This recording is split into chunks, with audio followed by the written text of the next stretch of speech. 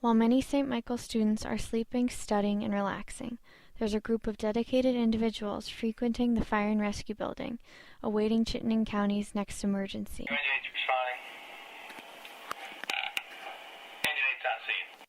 The Fire and Rescue Program has grown significantly over the past 10 years, and Assistant Chief T.J. Coolidge says it is considered a top-notch and unique program due to that it is solely run by students. St. Mike's Fire and Rescue is really unique. There's probably 6 other programs in the United States that are similar to it, but there aren't many that are run by college students. Among the students who operate the Fire and Rescue Program is Tommy Farraher, St. Michael's senior and fire lieutenant. Tommy's initial vision to become a fighter pilot was crushed when he discovered he was colorblind, which is when he decided to come to St. Michael's and take part in what he agrees is a model fire and rescue program.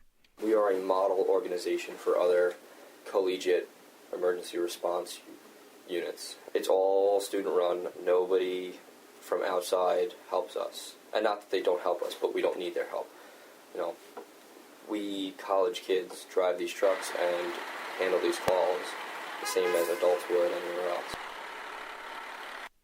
Tommy brings a unique dynamic into the firehouse through his family ties to firefighting, particularly to the tragic events of 9/11, where his uncle, an FDNY firefighter, passed away through his involvement. Although his father has been an FDNY firefighter for 30 years, Tommy says 9/11 has caused his mother to not always approve of his involvement.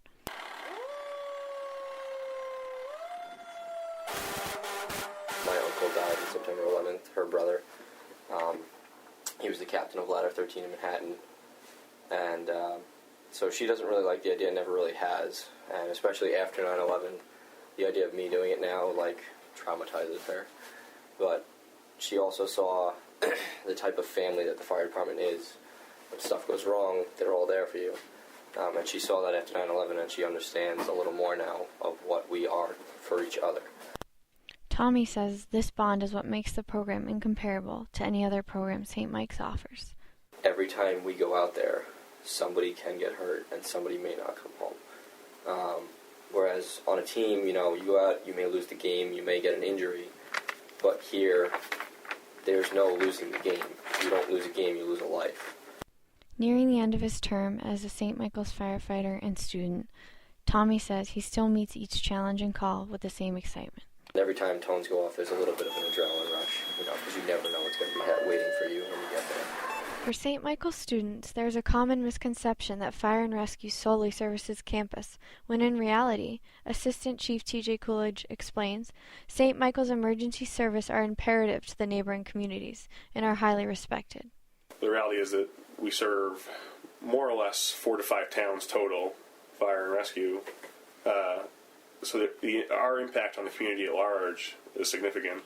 On top of gaining real-life experience as college students, T.J. Coolidge says the station is constantly an effervescent atmosphere.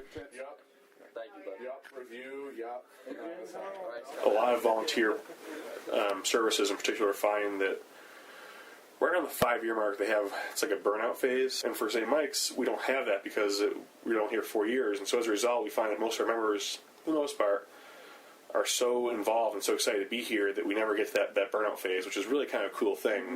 Despite the great responsibility fire and rescue participants have, at the end of the day, Student and First Lieutenant Tim Hackett says those involved know how to balance their duties in the life of a college student.